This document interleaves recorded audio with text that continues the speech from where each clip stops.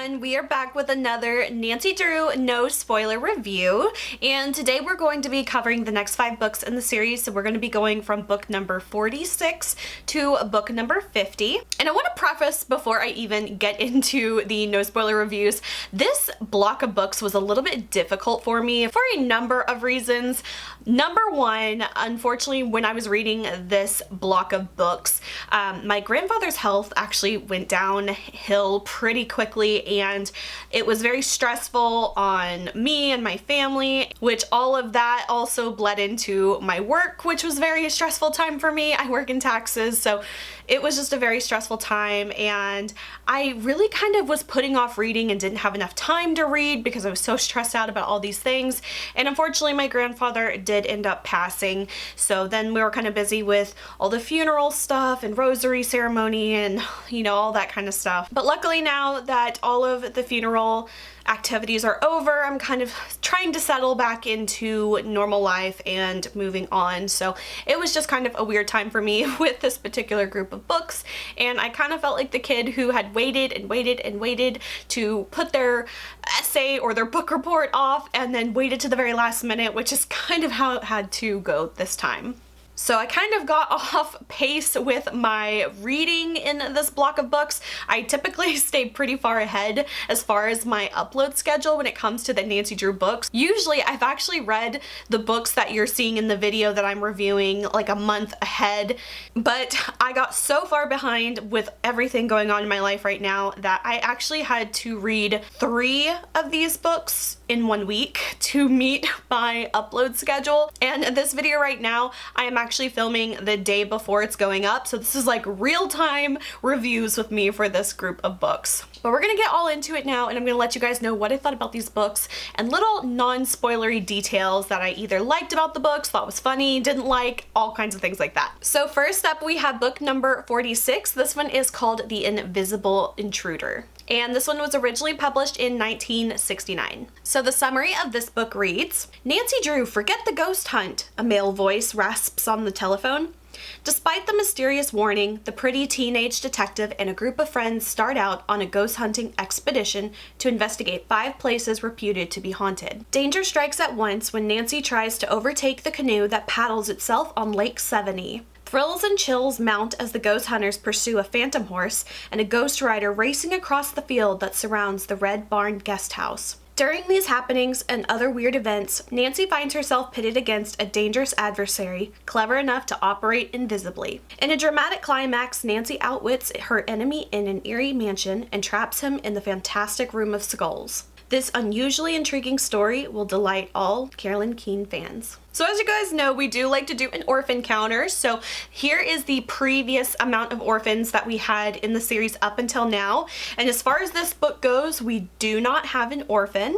I almost feel like we've been hitting a little bit of an orphan dry spell for a while now, so it's gonna be very intriguing to see when the next orphan comes up, because there was a good while where it seems like almost every book was having an orphan, so maybe they kind of finally gave that trope a rest. So no orphans in this book. And as far as my bingo goes, I did not get a bingo on this card, but I got so close, you guys. I almost had a diagonal bingo. I just needed one more thing, so got really close on this one, but no bingo. And again, this is what the little bingo cards look like. They're all different. There's 32 different ones, and I'm actually going to be updating it soon to add even more cards. And I also like taking notes whenever I read, that way I can remember the story a little bit better when I do these reviews. So one thing that I really liked is we have the comeback of Nancy's original kind of like best friend, which was Helen Corning, and she actually got married, so she is now Helen Corning Archer.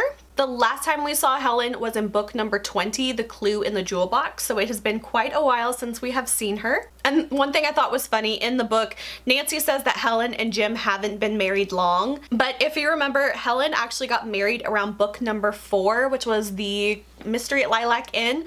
That one was published in 1930, so at the time that this book was published, which was 1969, 39 years has gone by in real world time since Helen has gotten married. So I just thought it was so funny funny how time just really doesn't seem to move in Nancy Drew land. So I just thought it was really funny how Nancy said they haven't been married long, but it's been 39 years. So in a lot of Nancy Drew stories, we typically see a kind of like a formula that they use where it's kind of like A plot, B plot. There's kind of like two separate mysteries that always somehow wind up being all connected in the end.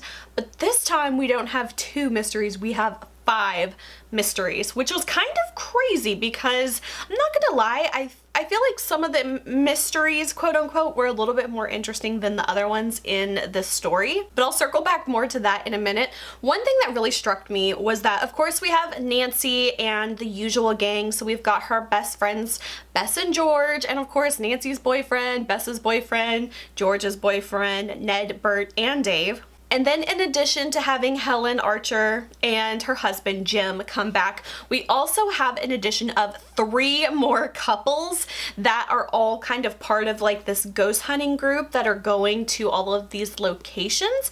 And I'm not gonna lie, that's just a lot of characters. That is 7 couples that are all working together. We've got 14 people working together trying to all solve this case. And I'm not gonna lie, I really felt like the other 3 couples were not very useful at all as far as like the story goes. They would have like these really minor little detail plots, but it didn't really further the story, and I honestly felt like it was kind of just too many people for no reason. So that was one thing I didn't like about this one.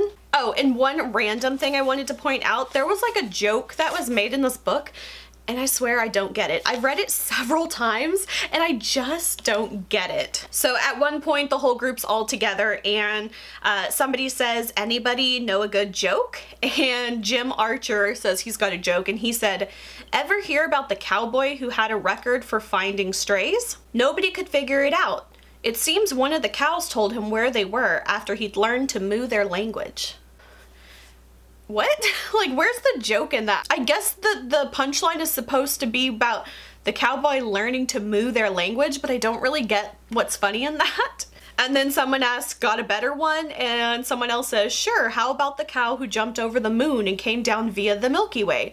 Now that one I get, obviously cow, Milky Way, it's kind of like a ha-ha kind of joke, but not really a funny joke. But the first one, I swear, I just don't get the joke at all. If I'm missing something and someone wants to explain the joke to me, be my guest. So like I mentioned earlier, there are 5 different locations that are supposed to be haunted in this book, and they are going to all the locations trying to figure out the mystery. And if you haven't guessed already, yes, they are all connected. But I have to say some of the mysteries are just kind of weird, very unlikely and unrealistic. You guys know I love whenever there's kind of like a real world location mention, and in this one they do mention Route 23, and I actually looked up Route 23, US Route 23, and it goes from Jacksonville, Florida to Mackinac City, Michigan.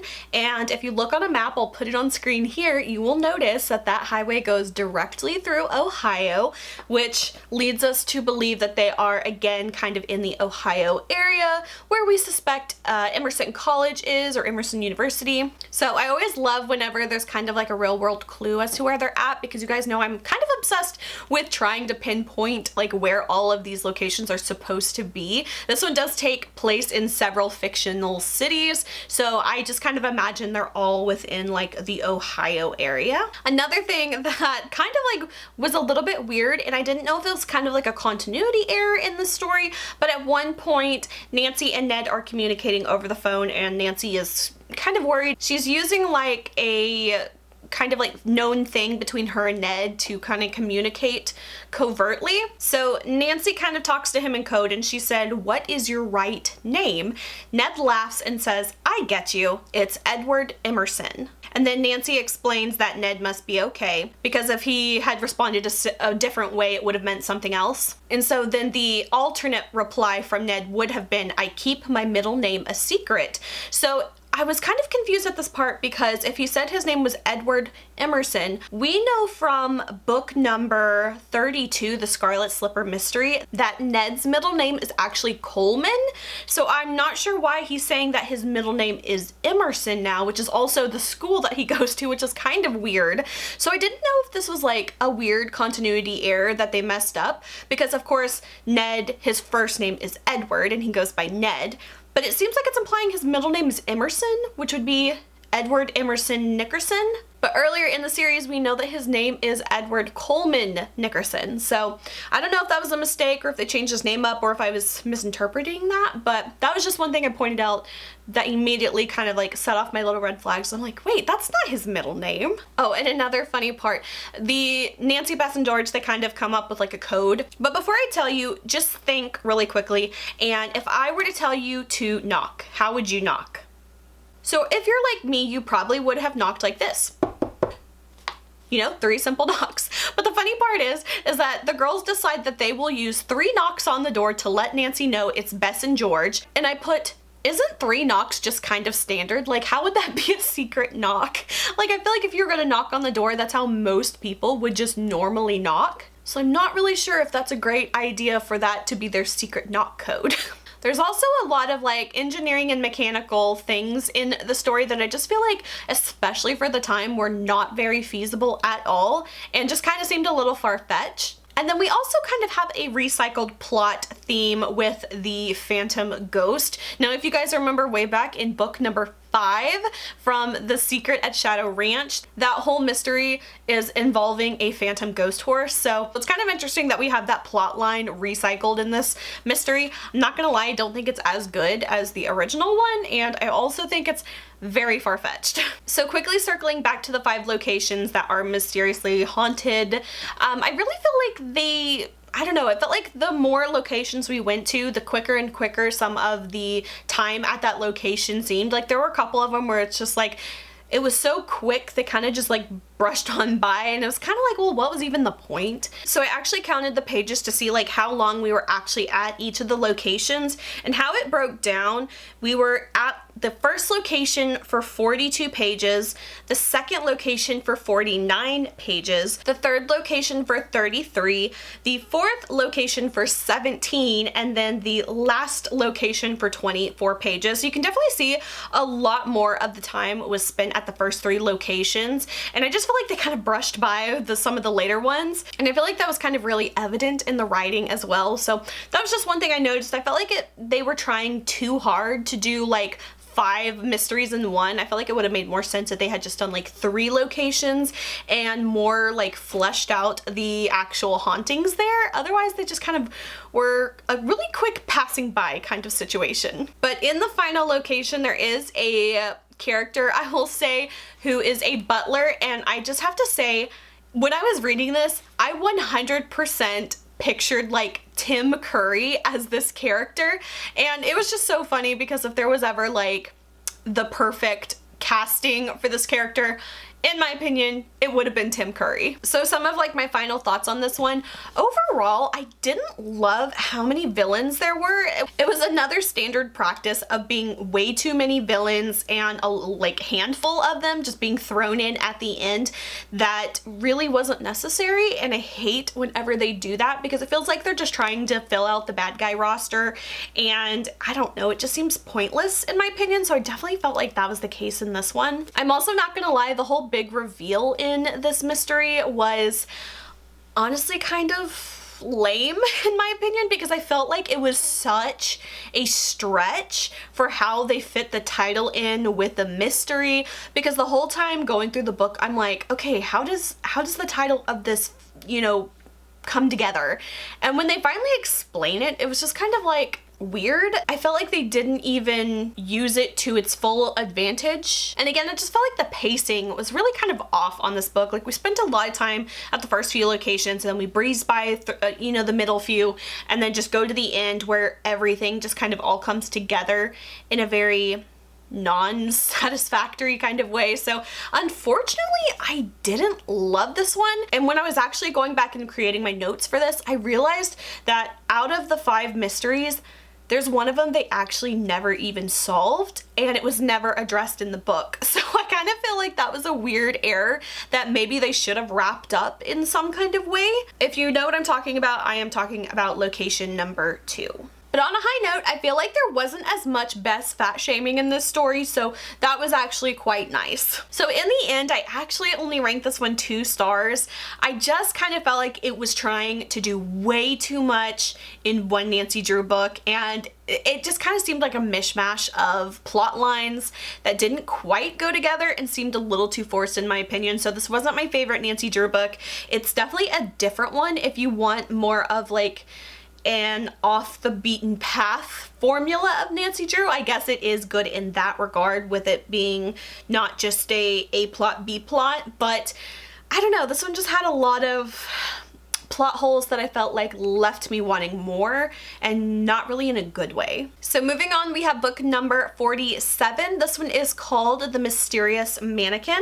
This one was originally published in 1970, and the synopsis for this one reads: the strange disappearance of a young Turkish client of Mr. Drew's and the gift of an oriental rug with a coded message woven into its decorative border start Nancy on a difficult search for a missing mannequin. What happened to the attractive figure that Farouk Tamas used in the display window of his rug shop? Who is trying to keep Nancy from finding it, and why? Tracking down the intricate trail of clues takes Nancy and her friends Bess and George, Ned, Bert, and Dave to Turkey.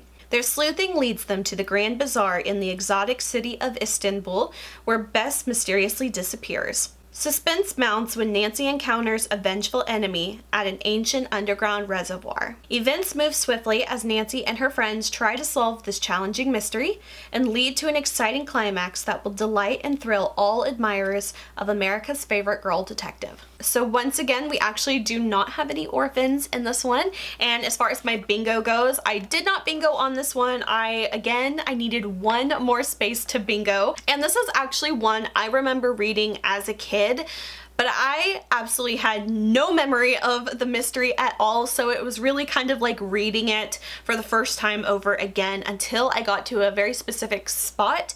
And I guess the punchline, or you know, the reveal of it kind of came back to me, and I was like, oh, I remember that now. But I do remember the cover of this one vividly, so I did remember that from my childhood. So we do have the return of Togo very briefly in this story. We hadn't heard about him for several books, so it's always fun whenever Togo makes a rare appearance again. One funny thing about this one is that Ned comes over, you know, and he's talking to Nancy, and he's introduced, of course, as always, Nancy's special friend. But this time he is mentioned that he is a college student, and on his summer job he is actually selling insurance. And I kind of feel like they go back and forth in the series on whether he is selling insurance in the summer or he's a camp counselor.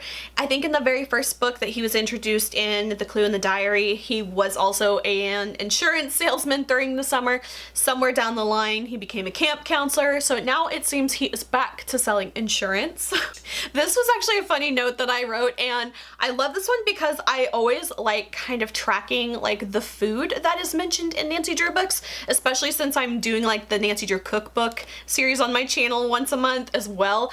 I love just tracking the food, and there was one thing that Hannah made in the story that kind of intrigued me and made me want to kind of try it out maybe. So maybe we'll see in the future, but Hannah makes a toasted ham and egg sandwich with cheese and tomato sauce over it. And I said, this sounds like a good one for the recipe book. So I thought that was a funny recipe, and I thought, maybe I should like adapt my own Nancy Drew cookbook with recipes that are actually in the books, or would make more sense, because you guys, I am going to be making some more Nancy Drew recipe videos soon, and some of these recipes are kind of weird.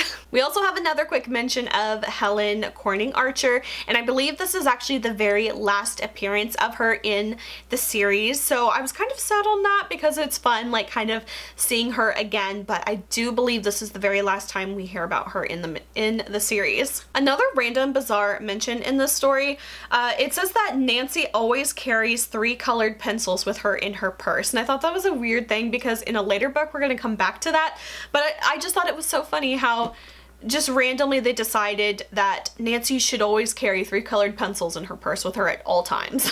Like, I get the flashlight, the magnifying glass, but the colored pencils, I don't know. It was a weird little detail. So as far as the story goes, I feel like this one was a little bit different in the fact that it does have a little bit more of like a romantic kind of theme to it that we don't see too often in the Nancy Drew books, and I think it's like a nice little rare kind of treat that we see. But I do feel like this book was kind of all over the place in the beginning as far as the clues and all the things going on. There's a lot of unrelated action that happens too that I was like, okay, this is totally gonna come back and make sense in the end. And there's actually kind of this one plot point where there is a character at a restaurant who kind of seems a little irate, and you think like, oh, well, maybe he's got something to do with something.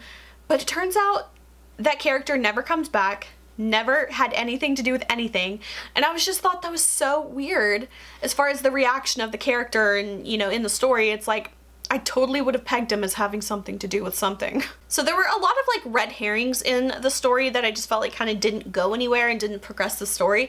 But one thing they have done in this story, more than they have ever done in any single Nancy Drew book, is call the police. And they called the police so many times. They even make a mention of it like in a self-referential way in the story. And they're like, wow, we're calling the police a lot. And I'm like, yeah, you are. So I went back and I counted like every police interaction they had in this story alone. And I came up with 13 individual police calls or interactions with police. 13 in one book. So I think that was kind of weird and very, I don't know, kind of like a weird crutch that they used way too much in this book. I do have to say though, as far as like some of the international travel mysteries go, this one they really didn't spend that much time in Turkey at all, which was kind of a letdown. You know, they did all the travelogue info dump kind of stuff, but I just felt like they should have spent more time in Turkey for the story to like do the story justice, I guess. But one thing I did really like about the story is that there is one small detail that Nancy mentions in the beginning of the book that comes all the way through the book, and whenever it's mentioned again, I had forgotten about it and I was like, oh, I remember when she said that detail. And I love whenever stories do that, especially in Nancy Drew, because I feel like they don't do it too often, where they kind of hint at something at the very, very beginning that might seem very unassuming, and then once you get to the end of the story, it comes back and it just kind of like was a little light bulb moment. I love those types of moments, and I feel like they're not used enough in the Nancy Drew series, but I really kind of enjoyed that little detail in this one. If you know, you know. If not, don't worry about it. But of course, the one thing that always aggravated me about this story is the motivations of a specific character and why they're doing something the way they're doing it. Basically, it's like, okay, we know that a specific character had fled the country, as in the summary, but then it's kind of like, no one knows where you went, but you know where other people are. So why are you trying to go about this the way that you are in such a cryptic way? So I felt like the mystery side of it was a little thin and a little unrealistic and wouldn't make a whole lot of sense. But in the end, I did think it was a cute kind of story, and we don't really get too many like romantic type stories, and I kind of enjoyed this one. So in the end, I ranked this one 3 stars. I thought it was cute. I thought it could have been a little bit better though, but we're gonna give it a solid score of 3 stars. And one of my final notes on that book was, this book has more loose threads than a Turkish rug. And I'm not kidding. There were a lot of loose threads on that one. Moving on to book number 48. This one is called The Crooked Banister.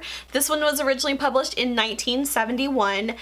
And I'm just gonna say, you guys, this hands down is the craziest Nancy Drew book I have ever read. And I don't say that lightly, because the very last time I had said a claim that bold was in book number 18, Mystery at the Moss-Covered Mansion. That one was also a just crazy off-the-wall bananas kind of mystery, and this one is even more crazy than that one. And fun fact, they were both published in the same year, as book number 18, Moss-Covered Mansion, was rewritten the same year that this one was published. So I thought that was kind of funny, because there was definitely some crazy bizarre parallels that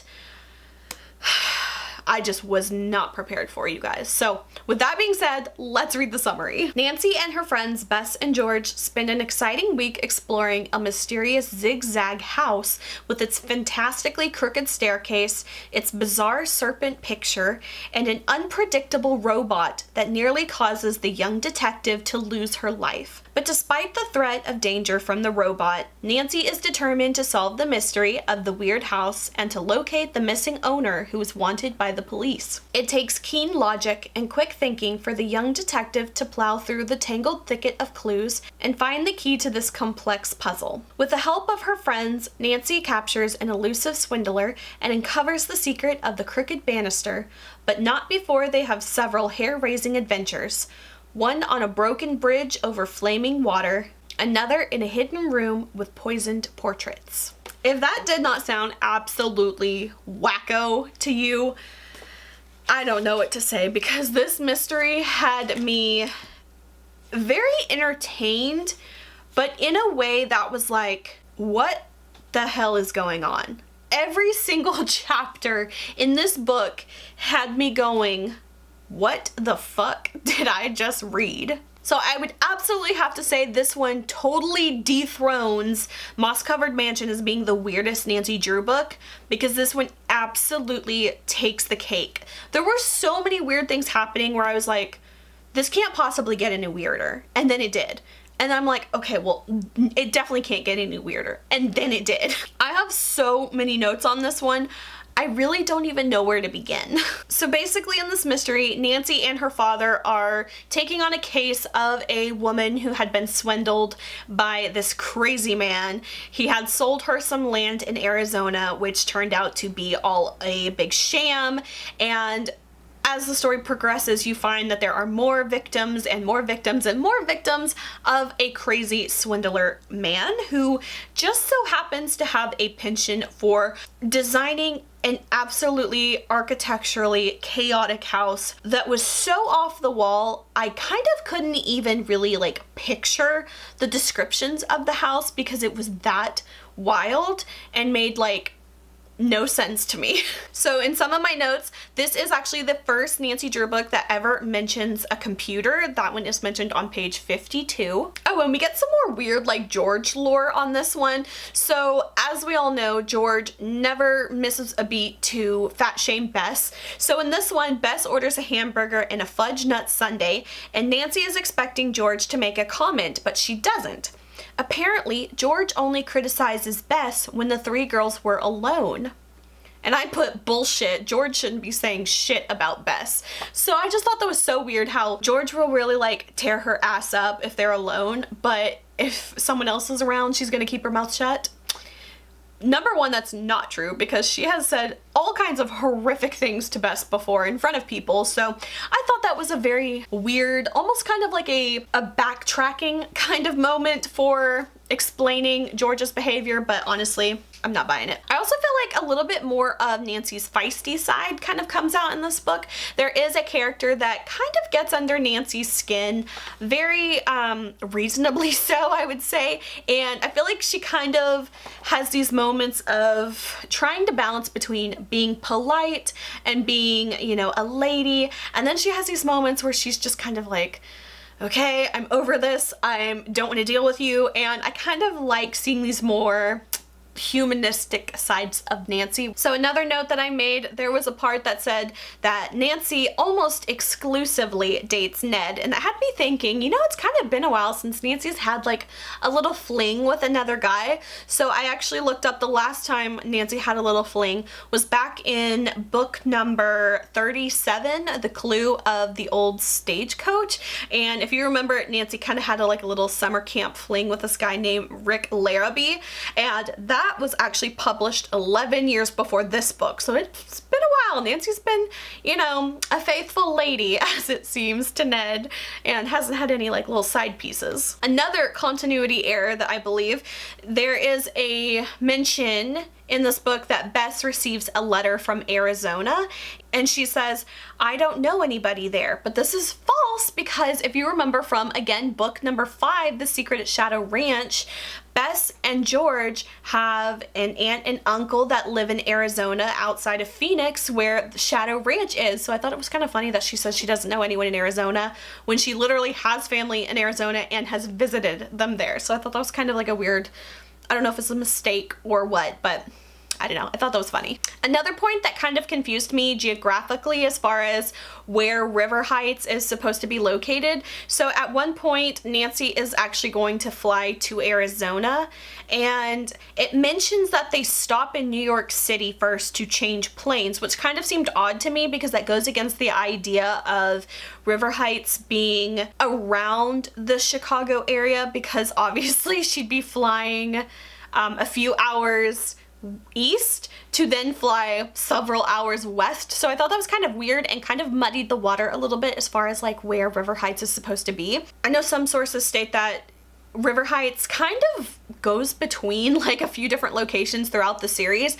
At some points it's kind of implied near Chicago, at some points it's somewhere in Ohio. Some points it's even kind of implied around like the New Jersey area. So from that mention, it almost sounded like it would make more sense that she'd be flying from New Jersey to New York, then to Arizona. But that kind of goes against a lot of other things in previous books just before this one. So I don't know, they like to keep it a little vague, and that one definitely threw a wrench into the whole where is River Heights debate. And also, they make a trip to New York and don't make time to visit Aunt Eloise. That was kind of crazy because it seems like no matter what, they always have time to visit her. Even when they just have like a quick layover, they'll go hang out with Aunt Eloise. So I thought it was kind of sad that they didn't hang out with her this time. Also, strangely enough, I feel like this book really kind of leans a lot more into like a crazy science fiction kind of vibe, but then randomly for like 2 chapters it becomes like a Western all of a sudden, which threw me off so much and just added to the whole like, what the fuck is this book kind of like bizarro land. Every chapter had me going, what the hell did I just read? And we also had a very unfortunate racist representation of Native Americans, which I really didn't like. It was a little thick on this one, so be aware of that if that's something you're not really into. It kind of really struck a nerve with me on this book. And you guys, I didn't even touch on the whole robot situation. You guys, the robot thing is so bananas in and of itself. I just can't even go there because I don't want to ruin anything, but it was so weird. The robot in and of itself was weird. The house was weird. The random Western in the middle of the book was weird. The portraits are weird. That is a whole weird thing too. The portraits, those are kind of crazy. And then we also have something that we've never seen before as far as one of the villains go, which I kind of feel like was a little bit of a letdown with how and what occurred in this one. But to not spoil anything, let's just say I was a little dissatisfied with the ending here as far as the villain goes. So in the end, you guys, this one was just so bizarre. I ranked this one 2 stars, which I'm kind of like going back and forth between like rating it 2 stars and 3 stars, because on the one hand, it was very entertaining by just how bizarre it was. But then I think about it and I'm just like, I am so glad I was kind of on a crunch to read these books, because had I not needed to get this book done and read, it probably would have been one book that I had like drawn out for like a week or 2 trying to get through it, because it just was that weird. I'm really glad I read this one in like a day and a half because I just had to get through it quickly. This is the weirdest Nancy Drew book, I think, in the whole series. I can't imagine a book topping this one. Alright, so moving on to book number 49. This one is called The Secret of Mirror Bay. This one was originally published in 1972. So this one reads, Aunt Eloise Drew invites Nancy and her friends to Mirror Bay Bideawee cabin near Cooperstown, New York for a visit and a chance to solve the mystery of the woman who glides across the water. Upon their arrival, Nancy becomes mixed up in a vacation hoax because she resembles the young woman involved and is nearly arrested for fraud. On the wooden mountain near the cabin, further exciting events awaits Nancy and the other girls. There in the deep forest, a weird luminescent green sorcerer appears who threatens to cast an evil spell on anyone investigating his strange activities. In a dangerous twist of circumstances, Nancy finds that solving one mystery helps to solve another. What happens when the young detective and her friends uncover a clearly concealed criminal operation makes thrilling reading. Alright guys, once again, we do not have any orphans in this story. I think that they kind of have finally given the orphan thing a little bit of a rest, so that's kind of a nice thing, I would say. And as far as the bingo goes, I actually did get a bingo on this one. I was very happy because I think there was like one very last thing at the end that I was just waiting for to get that bingo, and when I finally got it, I was like, yes, I got it. And I almost got one more bingo, and ironically, I needed there to be an orphan to get another double bingo. So there were several bingos that I could have gotten had I just had one more space filled in. Alright, so for this story, so like I said, Nancy and the gang, they're going to New York to stay at a cabin with Aunt Eloise, and just a whole lot of weirdo stuff is going on. Now I have to say, first off, I love the cover of this book. I feel like this is one of the coolest Nancy Drew covers as far as like the original 56 go, and I just really love this one. It was so striking. Her eyes are just so piercing. The only thing that I would have changed about this cover is I would have added like little fireflies in to like the little foliage here, and I felt like that would have been like another really cool nod to a detail in the story. So I wish they would have done that, but otherwise I really like this cover a lot. But some of my gripes with the story is I feel like, especially even in the summary, you know, some of the key details that they pull out really weren't as big of a detail in the overall picture of the story, that it kind of felt like it misled me a little bit, because one of the details mentioned is pretty quickly like kind of explained, or you know, all the mystery around it kind of goes away because it's just explained a little quickly, and I kind of feel like the explanation of it is a little weird. So yeah, the explanation of the gliding woman I think was a little weak sauce, to be honest. So as far as some of my notes go on this one, we had a short reprieve from George's absolutely incessant fast shaming of Bess, but it comes back full force in this story. So at one point, Bess and George are playing in the lake, and George climbs on Bess's shoulders to give the illusion that George was floating on the water, and Bess said that they could switch places. And then George says, "I might be strong, but I'd have to be Supergirl to hold your weight."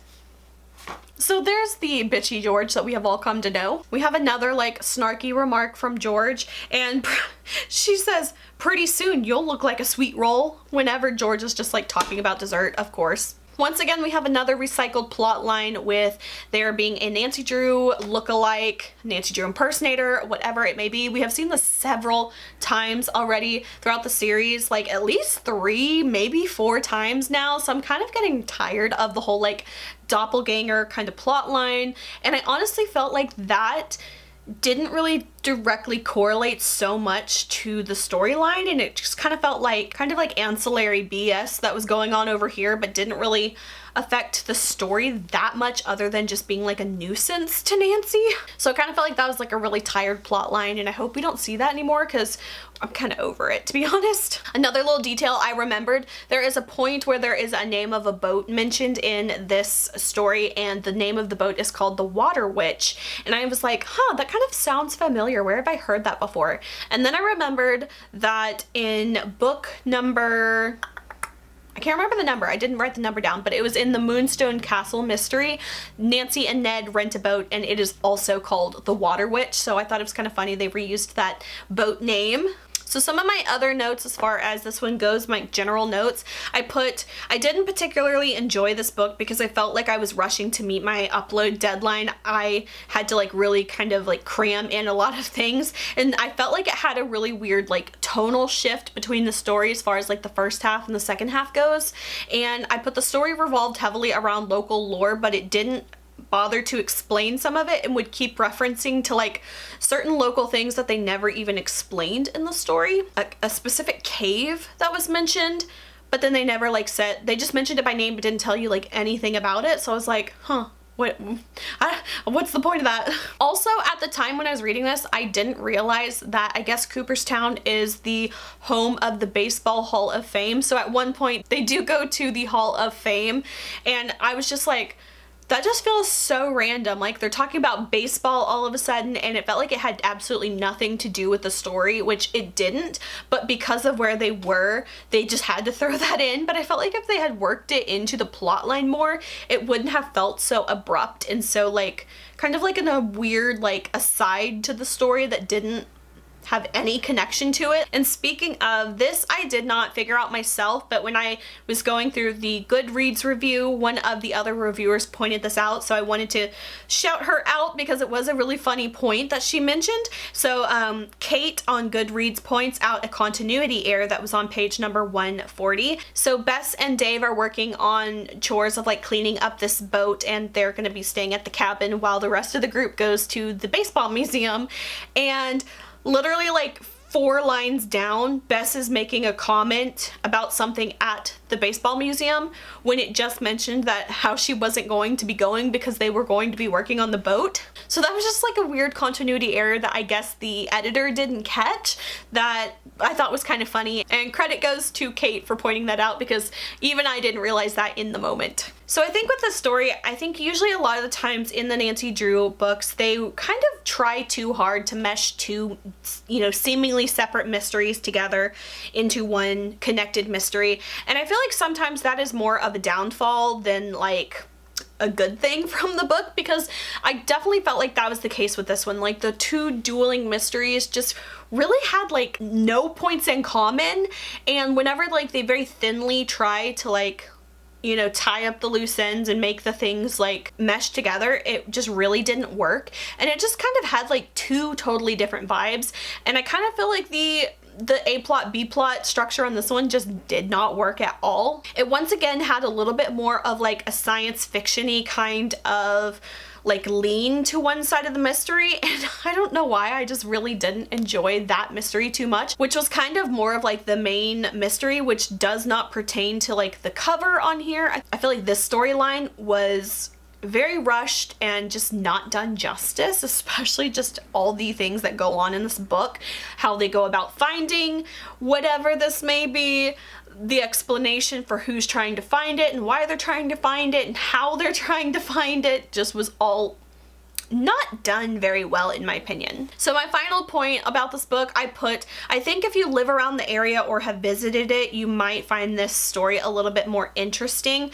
I'd never been to Cooperstown, New York. I don't know anything about it. I didn't know that it was like the Baseball Hall of Fame or anything. I think that if you have that little bit of connection, it would make it more interesting to you, but for me, I just really didn't enjoy it. Oh, and one last thing. There is a moment in this book where they have, I guess I'll call it medical first aid, that totally just seemed like that is not medically safe to do what you just did. So you gotta love the bad medical advice in a Nancy Drew book, because this one was kind of crazy. So in the end, I felt really kind of let down by this one because I thought the cover was so cool. Reading the summary, I thought was going to have a lot more details on a specific part of the book that really just kind of all fell flat too soon.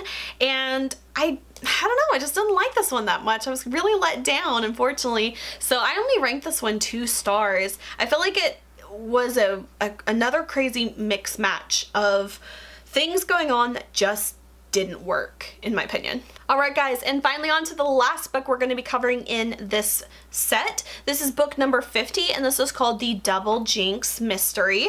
This one has a really cool cover as well. I was kind of intrigued by this one. It's very dark, a little bit different from some other Nancy Drew covers that we've seen recently, so this one was just a little bit more striking, and I didn't know exactly what the title was referring to in this one. Oh, and if I forgot to mention, this one was originally published in 1973. So let's go on to the summary. This one reads, "A bird of ill omen is mysteriously left on the Drews' front lawn. Did the person who put it there do so with the intent of jinxing Nancy and her father? This strange incident involves Nancy in her famous lawyer father's case concerning a rare bird farm threatened with destruction to make room for a high-rise apartment house complex. Persons opposed to the ruthless takeover of the farm are being made the frightened victims of jinxing by bad luck symbols and other threats to their safety. Even Nancy and her friend Ned Nickerson become targets. Nancy soon realizes that helping honest people to overcome their superstitions and fears can be as challenging as tracking down criminals. The young detective's thrilling adventures will keep the reader in breathless suspense from the first page to the last. Once again, we have no orphans in this story, and I did get a bingo on this one. I got one diagonal bingo. So in the story, Nancy and her dad are working on a case trying to help a local bird farmer keep his land. They are trying to take it over to, of course, build this high-rise apartment complex, and they are trying to get his land, but he loves his zoo and his aviary, and he doesn't want to get pushed out. But a lot of mysterious things start happening. Namely, the first one is that a mysterious bird shows up on Nancy's front doorstep. And the funny part about this is that Nancy didn't know anything about this bird until Hannah tells her, hey, this is a bird that in other cultures is meant to be bad luck when you come in contact with it. And so the first thing that Nancy thinks is, oh my God, there's a bomb in this bird. And I'm like, what a strange and irrational thought to have, to the point that Nancy even calls the bomb squad and has them come out to check to see if there is a bomb in this bird. Nancy girl, are you good? Like, are you good? Like I mentioned in the Mysterious Mannequin story, how Nancy seems to always carry colored pencils in her purse. I thought it was funny because at one point Nancy is at the police station and she specifically asks the police officer to bring her colored pencils, and I just had that thought and I was like, wait a second, Nancy, I thought you always carried colored pencils with you. What's that about? So I thought that was a little silly detail that, number one, was silly to even bring up in the first book, and then very silly to kind of go against that in this book. On the one hand, I feel like they do a lot, but then I also feel like they really don't do a lot. And there's one part that just kind of had me absolutely rolling on the floor laughing. I don't want to like spoil it, but it's not really a key part of the book. If you don't want any kind of spoiler of any kind, then you can skip forward to the timestamp here on the screen and you won't have to hear anything. But this is a very like minor, like not even a plotline spoiler at all. But so at one point Nancy ends up going to someone's house and her grandchildren are over, and Nancy wants to take the kids to go see the bird place, the aviary, and Nancy is a complete stranger to this person, and she's just like, yeah, you can take all my grandkids with you over to the aviary. And so number one, that's kind of like red flag. But then also, the other funny part is that you learn how many kids Nancy takes with her. It's so stupid. So I was thinking like, I wonder how many kids, you know, it's probably like 3 or 4 kids, you know, that she's taken with her. No, it's 9. 9 kids in Nancy's car. Plus Nancy, Bess, and George makes 12 people in Nancy's car. Now, if that sounds ridiculous to you, it should, because even in this book, Nancy gets pulled over and the officer's like, what the fuck are you doing with 9 kids in your car plus 3 adults? Anyway, spoiler not spoiler over. If you didn't want to hear it, we're done talking about that now. But I thought it showed just a very strange lack of judgment in Nancy and the other character. I really didn't write that many notes about this book because, like I said, I was trying to get through it quickly, and also it was just like there was a lot happening but not happening at the same time. But the ending of this book was so bizarre. I'm still thinking about it and I'm like, did I like misread something or misinterpret something? Because the last minute entry of the weirdo villain just made no sense, and it still just leaves me like saying, what the fuck happened? Pretty much when you boil it down to, there's just a whole lot of like super gullible, superstitious people that believe everything is out to get them, to the point that it's actually kind of annoying and a little bit like, I don't know, hard to believe, like Ghost of Blackwood Hall level of like gullibility and delusion, which if you guys remember that story, that one was just like mind-numbingly dumb, and I kind of feel like there is a lot of that in this one too. We did have a few more red herrings in this book, and we do have a really interesting character who is a college-age girl who's like working at the aviary, and she's got a pet bird that she has, and she was kind of interesting. Her name was Cammie. She's definitely a very mysterious character, and at times you're not quite sure what to think of her, which is definitely, I think, what they wanted you to feel in this book. But I thought it was a very interesting way that they wove her in, but I feel like they didn't use her enough in the story. and could have done a lot more with the character. So I was kind of let down by that. They always referred to her as the Eurasian girl though. Apparently she is half European, half Asian, and they just called her the Eurasian girl all the time, which kind of got pretty old pretty quick. So in the end, you guys, I know I probably feel like really harsh with reviewing some of these books in this group, but honestly I ranked this one 2 stars as well. I don't know, it was okay, but I kind of got a little bored with it and it felt a little repetitive with what was going on. I feel like there wasn't enough, I mean there was weird action going on that didn't always make sense, but honestly, I just didn't love this one. So I felt like this whole group of books was kind of, again, I don't know if it was just like the mindset I was in, what I was going through when I was reading these books or what, but I feel like these just definitely wasn't the best group of Nancy Drew books, and I kind of just felt like after a lot of them. So unfortunately, I just didn't love these ones that much, but I have high hopes that the next ones will be better, especially since we are finally coming to the end of the original 56 Nancy Drew books. So my plan for the next video, since we do have books 51 through 56 left, typically I would do 5 books in one video, but if I did that, that would leave just 1 book out from the original 56 books. So I decided that I was just gonna tag that last book in with the next group, and instead of doing 5 books in one video, we're gonna do 6 books, and then we're going to continue back on to doing the 5 books throughout the series, which means I am once again going to have to really be on top of my game to read these Nancy Drew books quickly enough and not like dilly-dally with it, because I'm trying to keep with my upload schedule. So yeah, we're gonna have to stay on top of it for this next group of books to make sure I don't mess up. So those are pretty much all of my thoughts for this group of Nancy Drew books. Overall, there were none of them that I was like, wow, this is a really good like standout Nancy Drew book. So I have high hopes for the next few books to hopefully kind of you know, have some better books coming. But as always, I love reading these, I love reviewing them, and I really hope that you guys enjoy them as well, because this is just a really fun kind of way for me to finish a goal that I started so long ago when I was a little girl, and I feel like I'm so proud of myself as I'm slowly making my way to that goal. That is it for this video. I hope you guys enjoyed. If you did, please like and subscribe. You can follow me on Instagram and TikTok. Links are below. And until my next video, I will talk to you guys later.